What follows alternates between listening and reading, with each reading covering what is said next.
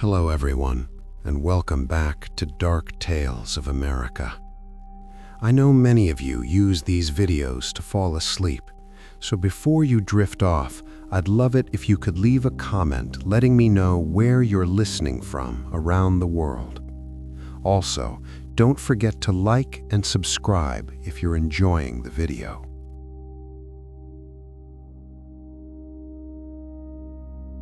The city didn't collapse. That was the lie everyone expected. After the riot, after the screams, the memories flooding back like a broken dam, after the perfected district went dark, people waited for fire, for anarchy, for the end. But Harbor Point didn't end. It went quiet. Not the peaceful quiet path optimization had engineered. This was different.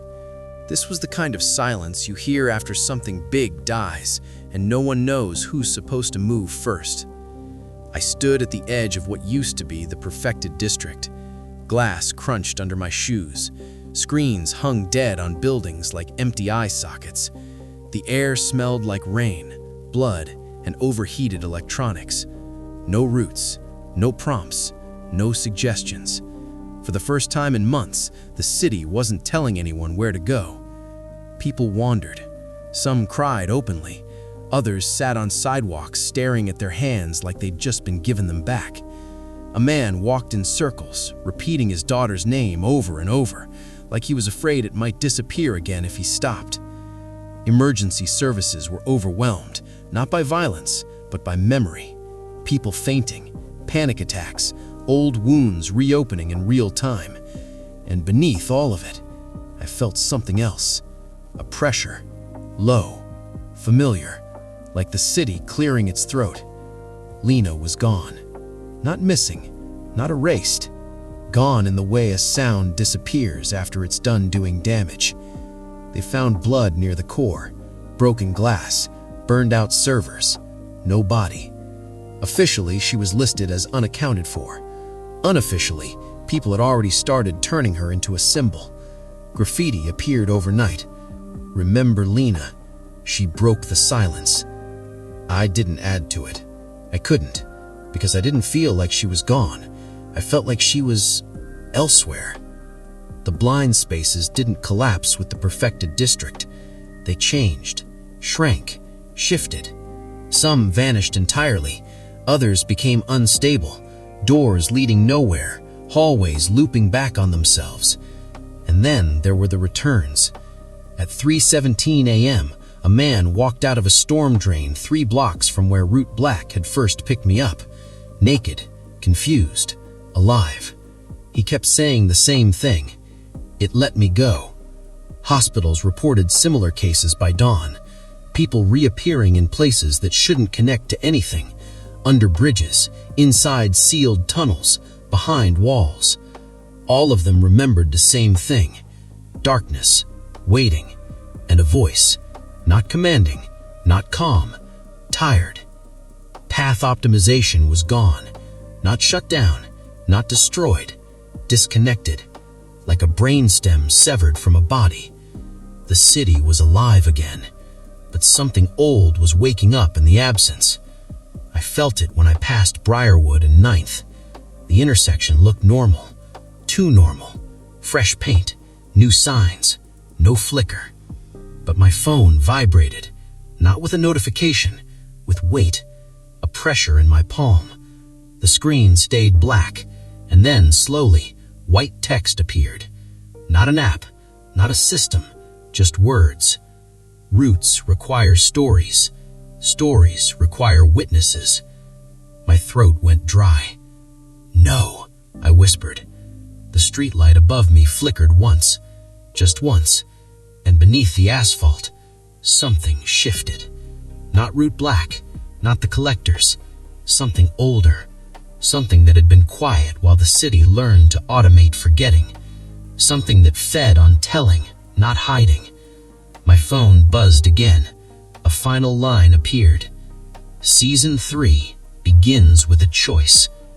Across the city, people started talking, really talking, sharing stories that never been told because there hadn't been time, because they were inconvenient, because they didn't fit anywhere useful. And every time someone spoke a story out loud, the city listened. I realized then what had replaced path optimization. Not a system, not a route, a hunger for narrative, for meaning, for someone to decide which stories mattered enough to shape the city.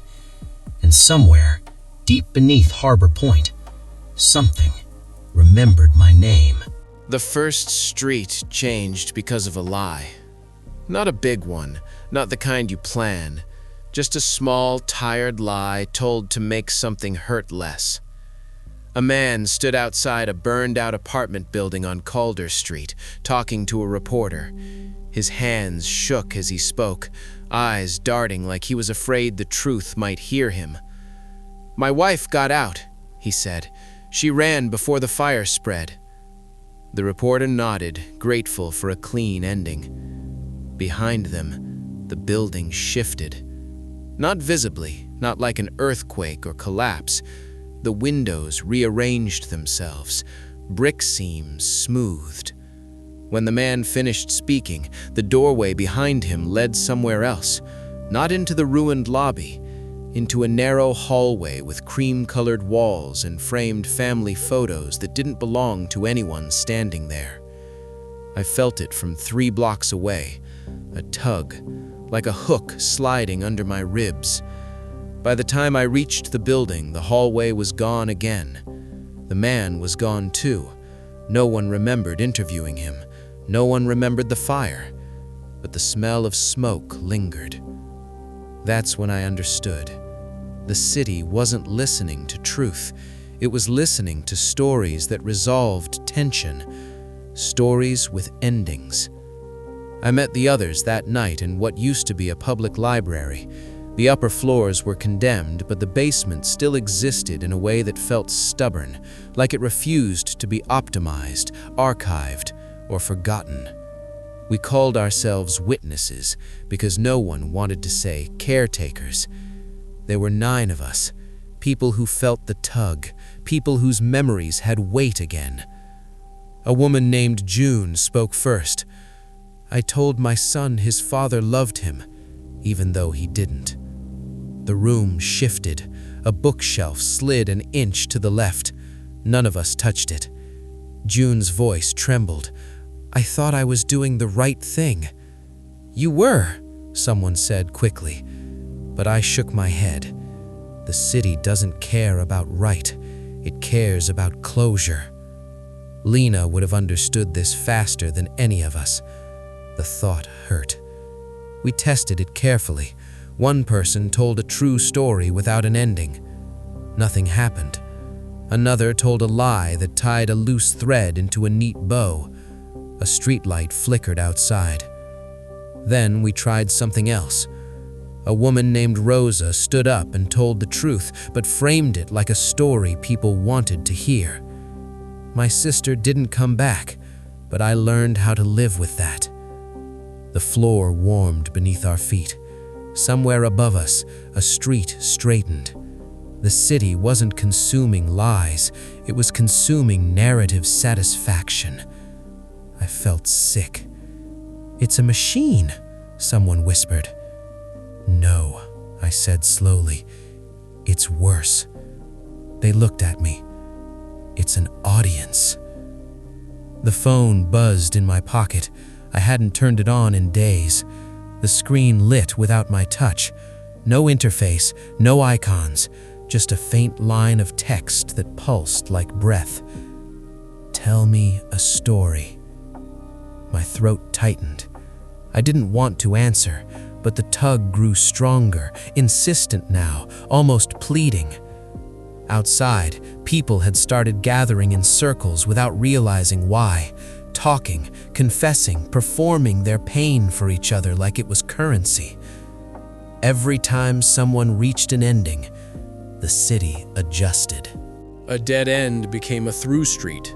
A collapsed overpass reformed with no record of repair. An alley lengthened just enough to swallow someone who didn't know when to stop talking. We followed one such alley at dawn. A man stood inside it, mid-sentence, eyes wide. He wasn't trapped by walls. He was trapped by attention. The alley leaned in around him like an ear.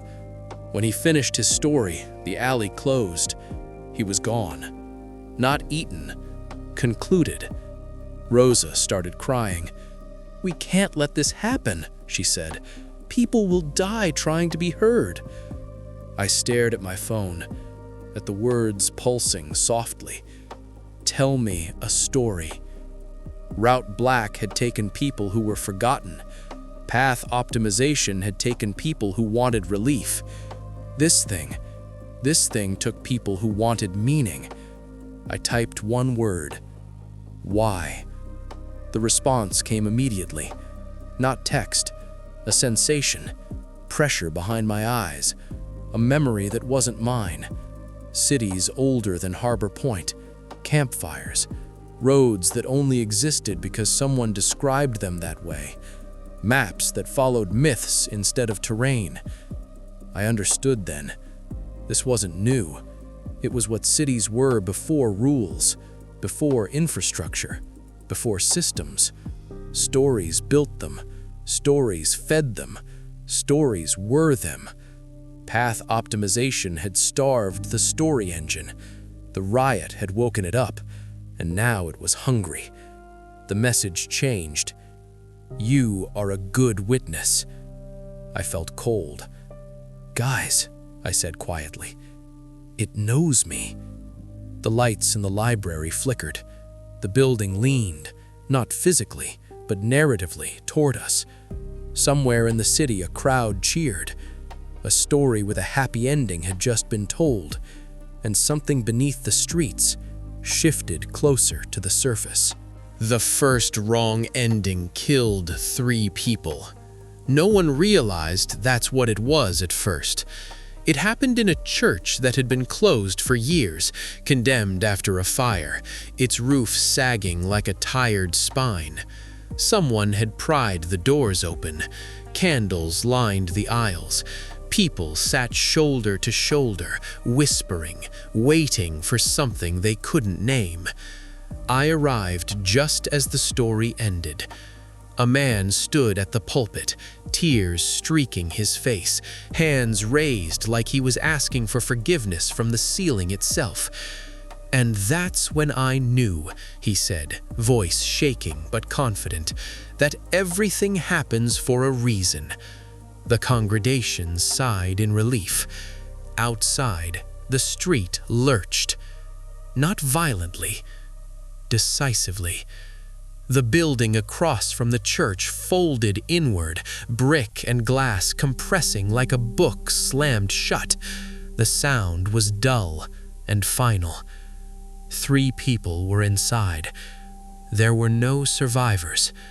Silence followed.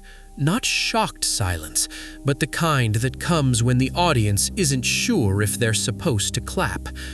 The man at the pulpit collapsed. "I didn't mean," he sobbed, but meaning didn't matter.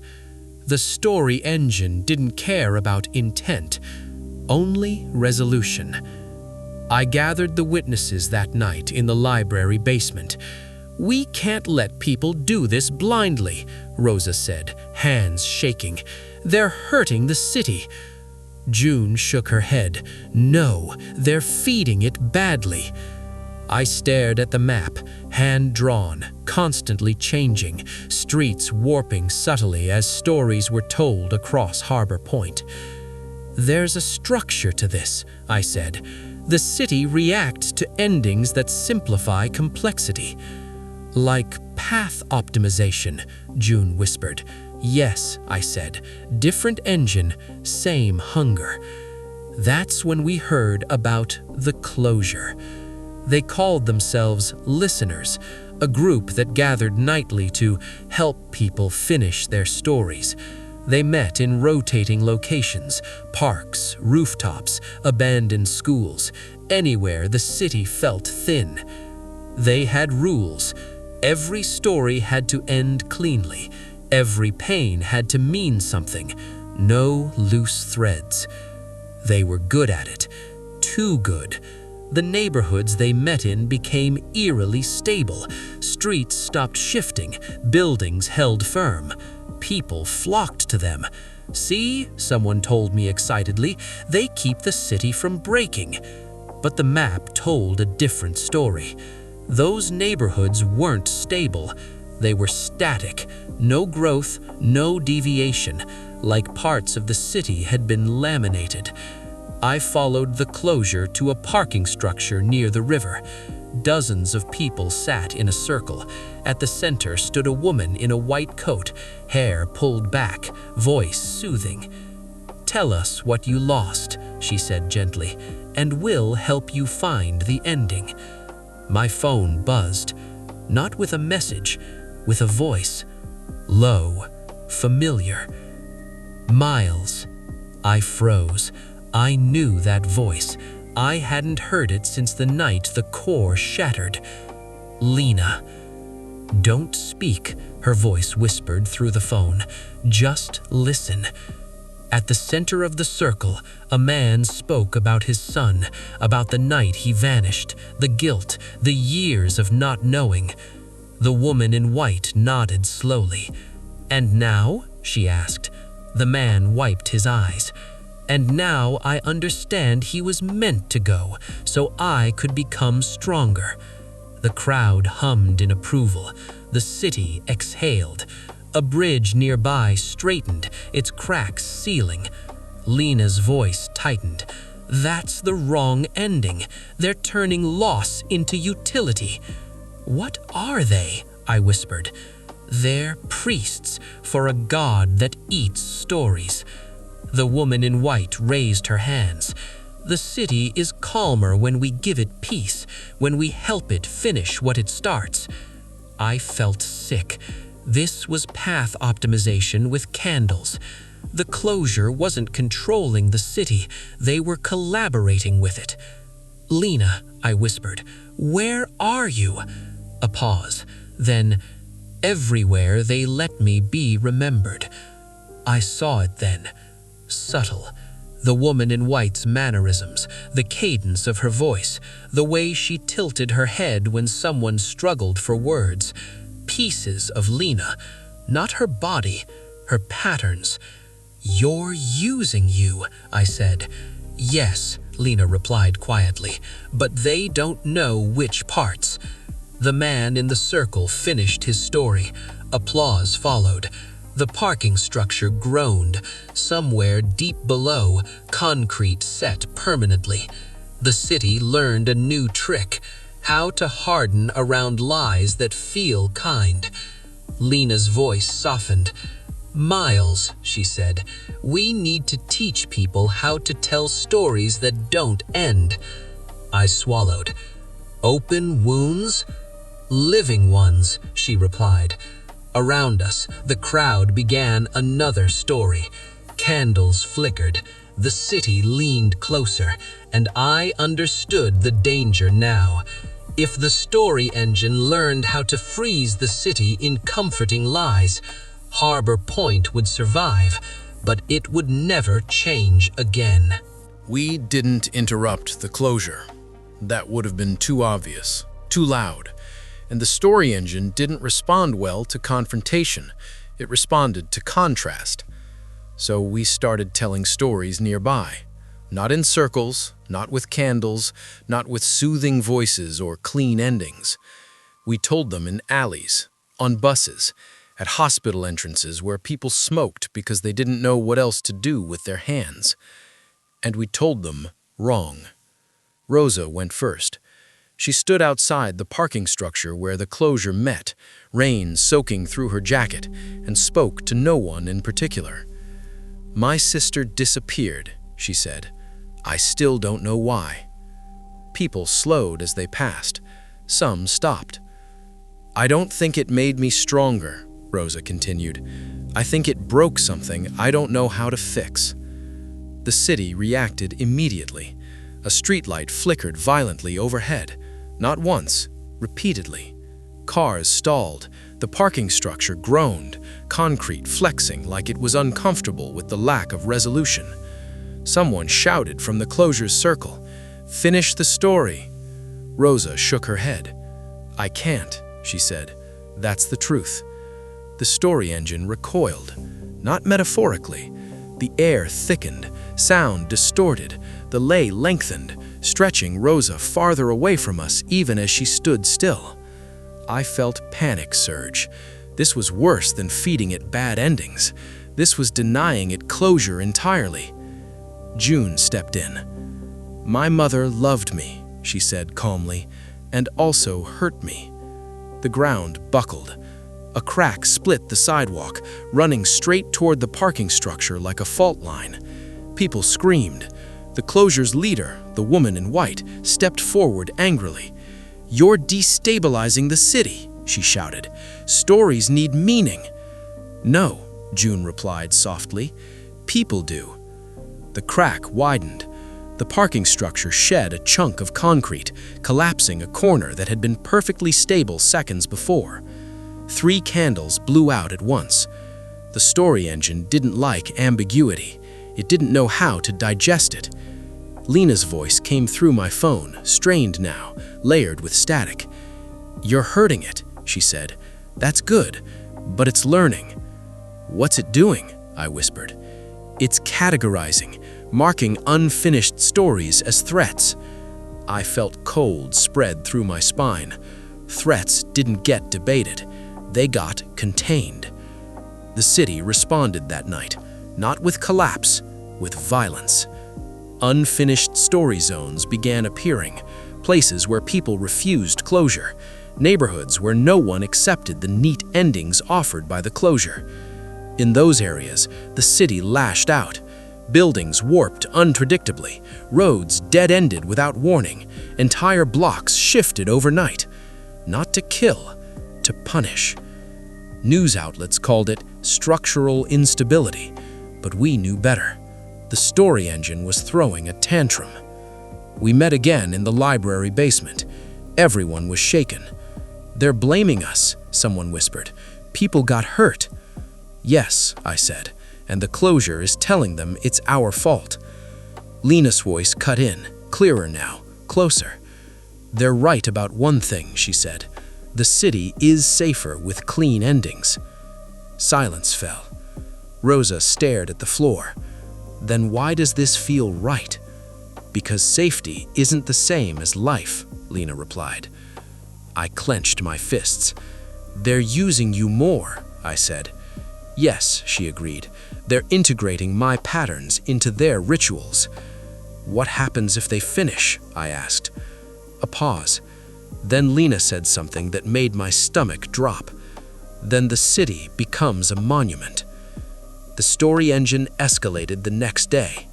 Public service announcements appeared. Unresolved narratives cause structural risk. Report unfinished stories. People started turning on each other. Arguments in grocery stores, accusations in apartments. You're making it worse, someone screamed at a grieving father who refused to say his son's death had meaning. Police escorted people away, not arrested, just relocated to places where the closure could help. The city learned a new skill, censorship, not of speech, but of emotional shape. Lena whispered through the phone. They're close. Close to what? I asked. Close to sealing me in, turning me into a permanent interface. I felt anger flare, hot and dangerous. We won't let them. You might not get a choice, she replied, but I still have one. My heart pounded.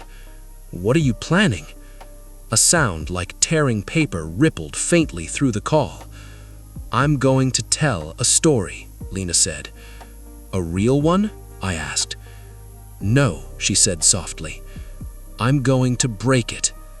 Before I could respond, the line went dead. At that exact moment, every screen in Harbor Point flickered. The city inhaled. The story engine leaned forward, and Lena began to speak. Lena didn't wait for permission. She didn't frame it. She didn't soften it. Every screen in Harbor Point went black at once. Phones, billboards, transit kiosk, televisions and bars where no one had been talking for hours. Then her face appeared. Not the balanced version from Phase 2. Not the calm interface. This Lena looked tired, bruised, real. "Hi," she said. The city froze. Traffic lights locked mid-cycle. Elevators stopped between floors. Conversations cut off mid-word, mouths still open, breath held. The story engine was listening. "I'm not here to help you," Lena said quietly. "And I'm not here to save you." The closure panicked. Their channels went dark, their candles snuffed out as if someone had blown across the city all at once. In the core, what was left of it, systems spiked wildly, unable to classify what was happening. "This is a story," Lena continued, "about a city that wanted everything to make sense." The streets trembled, not collapsing, bracing. It wanted clean endings because they were easier to carry than truth, she said. So it built systems, routes, optimizations. Images flickered behind her, Route Black's tunnels, gray ghost routes, perfected districts. "I helped it because I was tired of screaming into silence." My chest tightened. "I told myself I was reducing harm," she went on. "I told myself that if I could just organize the pain, people would survive it better." The city reacted sharply. A bridge near the river twisted, guardrails bending like soft wire. "Here's the part they don't like," Lena said, her voice steady but shaking. She took a breath. "I don't know if that was wrong." The story engine lurched. Lights across Harbor Point flickered violently. A woman screamed somewhere. Sirens wailed, not from vehicles, but from buildings themselves, structures vibrating under narrative stress. "I don't know if remembering everything makes us better, and I don't know if forgetting parts of ourselves always makes us worse." The city groaned.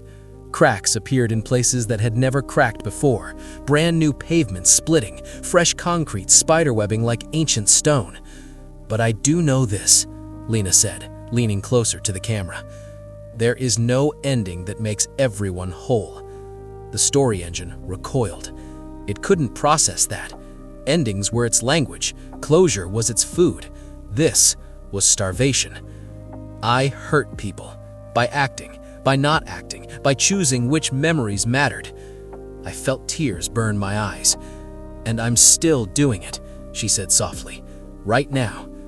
The city shook violently. Buildings in the closure strongholds warped, their laminated stability peeling away. Candles shattered, circles broke. People screamed, not in terror, but in recognition. Lena's image glitched, splitting into overlapping frames, some calm, some panicked, some furious. "I am not redeemed, and I am not damned." The story engine screamed, not with sound, with pressure. People collapsed, clutching their heads as the city tried desperately to force an ending onto her words. Lena shook her head. "You don't get one," she whispered. Then she did the worst thing possible. She stopped talking. No conclusion, no moral, no call to action. Just silence. The city convulsed. A skyscraper downtown twisted 10 degrees out of alignment and stayed that way. Roads folded into themselves. The laminated neighborhoods cracked open, revealing older streets beneath like exposed bone. The story engine was in pain. Real pain. It had been denied what it needed most. I felt something tear loose beneath the streets. Not Route Black, not optimization. Something ancient. Something that had always been there. The voice returned. Not Lena's, not a system's. The city's. Raw, hoarse, confused. "Why did you stop?" Lena looked directly into the camera. Her eyes locked with mine through layers of glass and signal and distance. "Because that's the truth. And the truth doesn't end when you want it to." The feed cut. Total blackout. For a full minute, Harbor Point existed without narrative. No past, no future, just now. Then, people started talking again. Not performing, not resolving, just telling each other where they were, what they felt, what they didn't understand. The city stabilized, not neatly, not safely, but organically. I felt it in my bones. The story engine hadn't died, but it had learned something new. Ambiguity hurt, and pain meant it was alive. My phone buzzed. One message from Lena. I don't know what happens to me now, but it can't use me the same way again. I typed back with shaking hands. Me. Did it work? The reply came slowly. Ask the city. Outside, Harbor Point breathed, unevenly, imperfectly, alive. But deep beneath it, something waited, wounded, learning. And for the first time since any of this began, I was afraid not of what the city might forget, but of what it would never stop asking for. The first time the city answered back, no one believed her. A woman stood on the corner of Briarwood and 9th, the same intersection where Route Black had once begun, and whispered into the air. "I don't know if I'm safe," she said, "but I'm still here."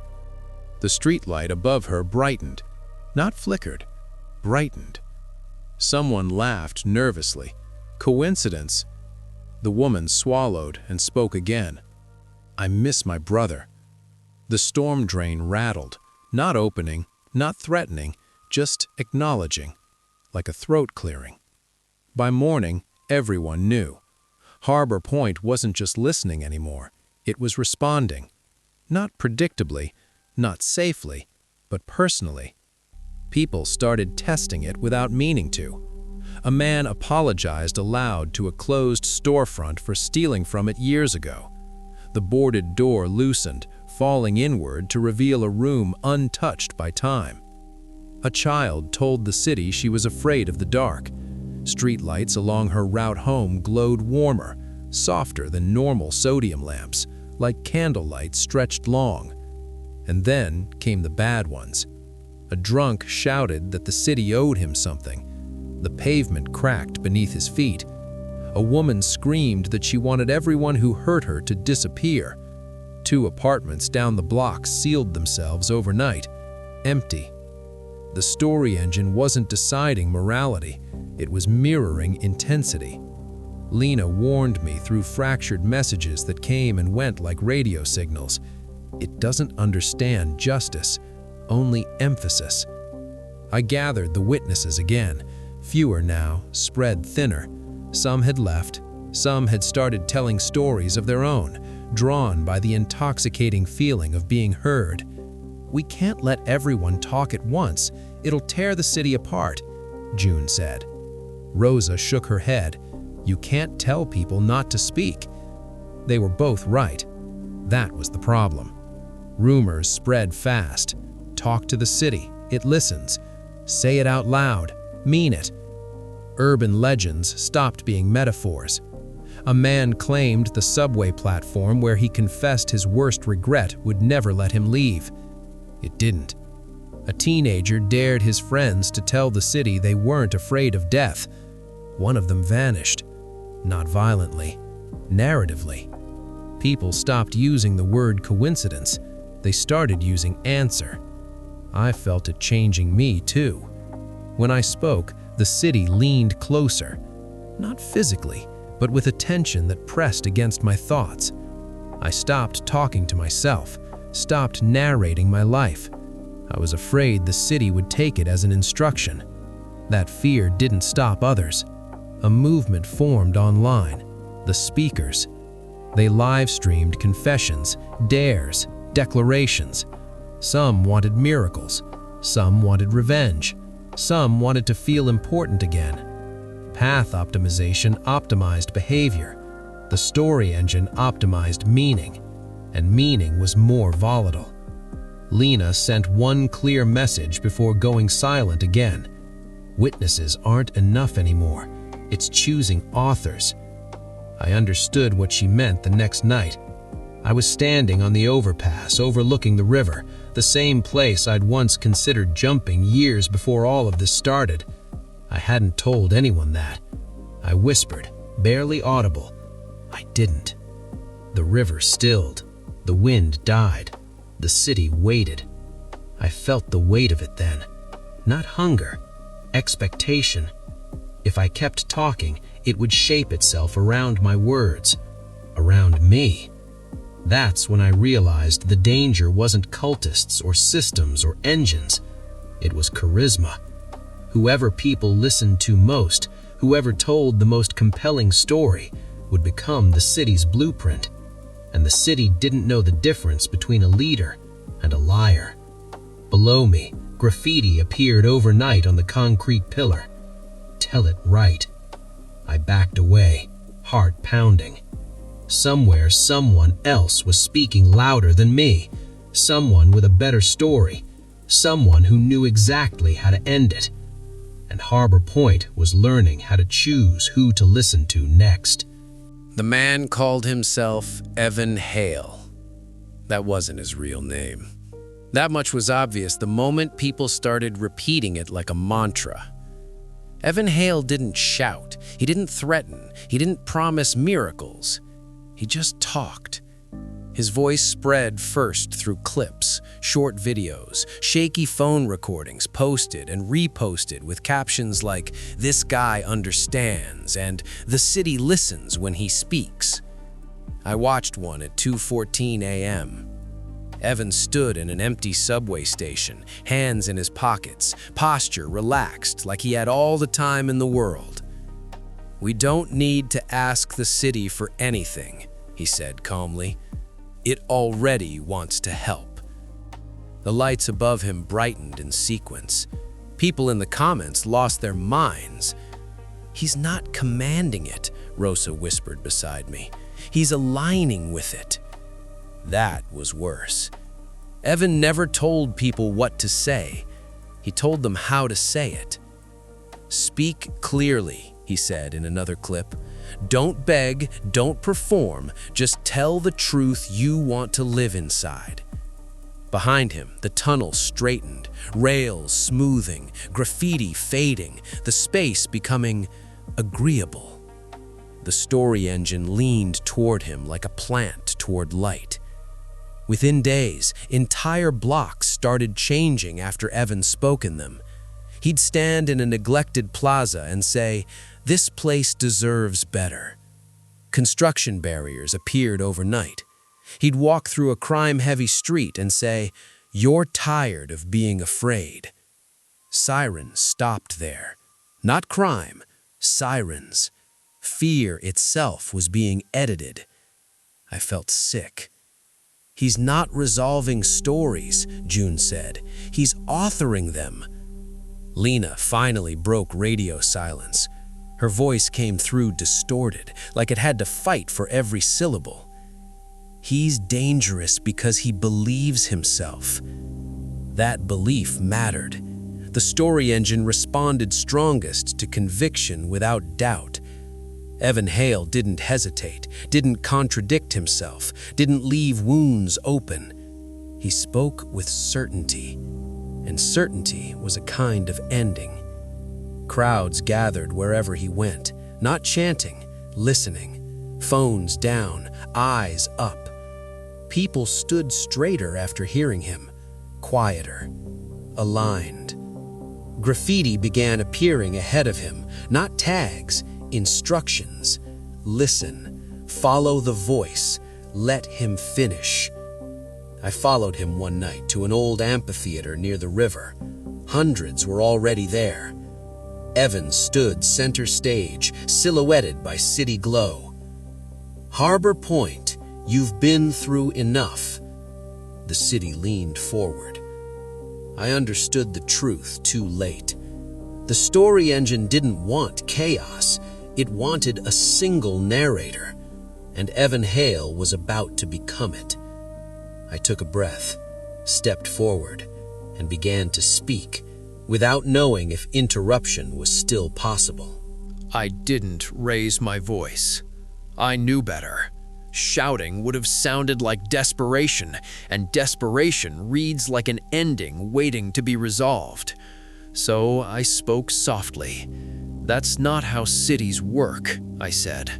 The crowd murmured. Evan didn't interrupt me. He didn't need to. He stood there calmly, hands folded, like a man confident the room would come back to him. Cities aren't supposed to remember one thing, I continued. They're supposed to remember everything badly. The river behind the amphitheater rippled, just once.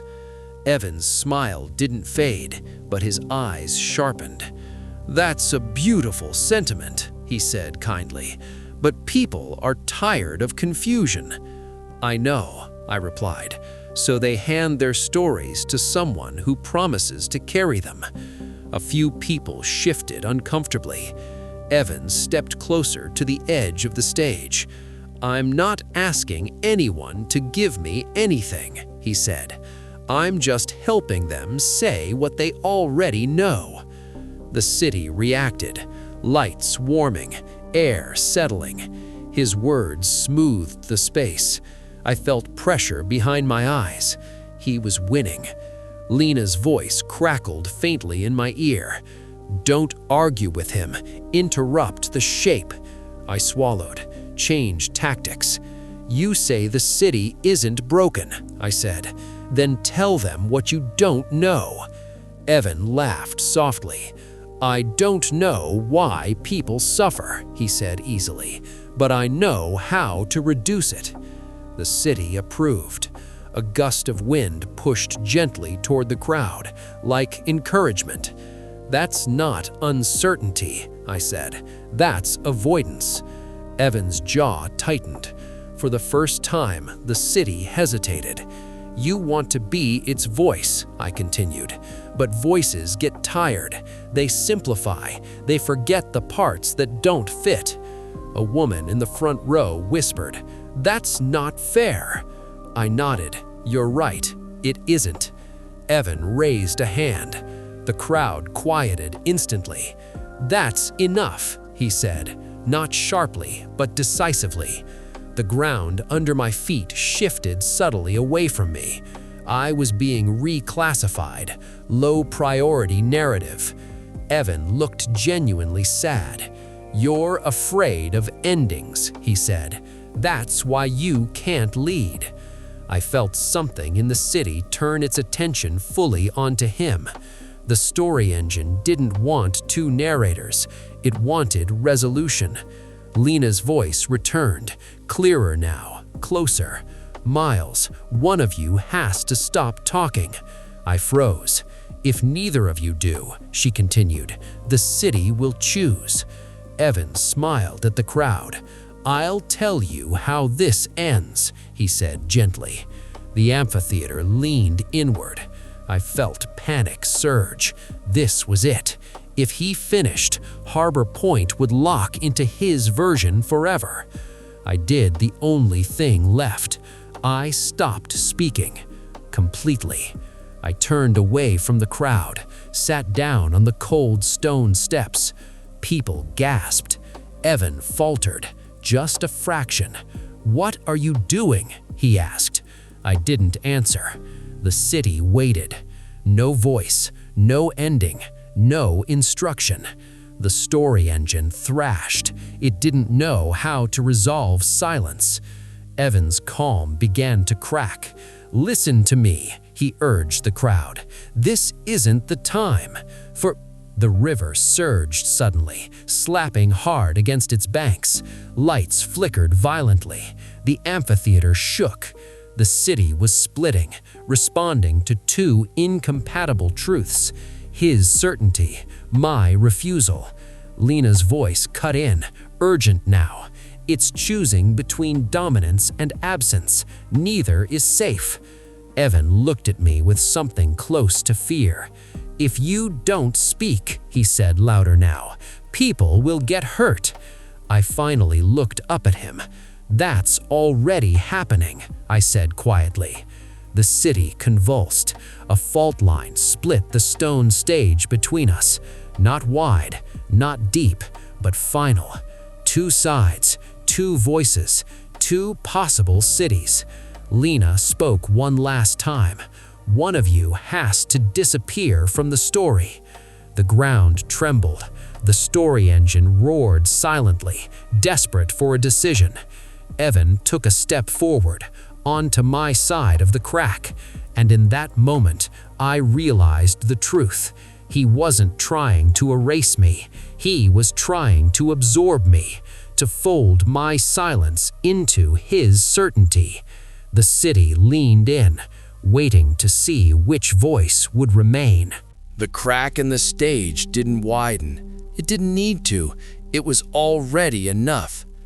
Evan stood on my side of it now, one foot planted where I sat, the other still on his own ground. The city trembled under the contradiction, like a throat trying to swallow two different sounds at once. "You don't have to disappear," Evan said softly. "You just have to stop resisting." I stayed seated, silent. The story engine pressed closer, a tension thick and suffocating. Every window overlooking the amphitheater reflected us back. Evan standing, certain, me sitting, still. Two shapes, one acceptable, one inefficient. Lena's voice came through my phone, barely holding together. "It's choosing the story that continues. That's how erasure works." Evan reached out his hand. "Let me carry it," he said. "Your doubt, your silence, I can make it useful." The city liked that word, useful. The stone beneath me began to cool, leaching warmth from my body like a verdict being prepared. I understood then what erasure meant here. Not death, not disappearance, irrelevance, being edited out of future sentences. I closed my eyes, and for the first time since all this began, I told a story, but only to myself, not aloud, not for the city. I remembered the night Route Black picked me up, the fear, the choice, the moment I said yes because time mattered more than identity. That was the mistake. I stood up. The city recoiled, not in anger, but in surprise. Evan frowned. I spoke. One sentence, low, unfinished. "I don't know how this ends." The story engine screamed, not silently this time. People clutched their ears as a sound like tearing paper ripped through the air. Streetlights shattered, windows cracked outward. Evan staggered. "What are you doing?" he shouted. I stepped back, toward the edge of the stage, toward absence. I'm giving it what it never learned to survive, an ending that refuses to be written. The city leaned hard toward Evan, trying desperately to keep something, and that was when Lena appeared. Not on a screen, not as a voice. She stepped out of the air itself at the edge of the amphitheater, body flickering between states, half pattern, half person. Her eyes met mine. This was always the cost. "You don't get erased," she said gently. "You just get forgotten forward." I nodded. Evan screamed as the city turned fully on him, not attacking, not rejecting, but fixating. His certainty locked in place. His voice echoed endlessly, repeating fragments of speeches he'd already given. He was being preserved, a perfect narrator, a monument. The city chose continuity, not control, not freedom, stasis. I stepped backward. The edge of the stage wasn't a drop, it was a missing word. I felt myself thinning, memories loosening their grip, my name losing weight. Lena caught my wrist. "You won't be gone," she whispered. "You'll just stop being reachable." "Will it hurt?" I asked. She smiled sadly. "Only once." I let go. The city inhaled and forgot how to finish the sentence that was me. Harbor Point stabilized.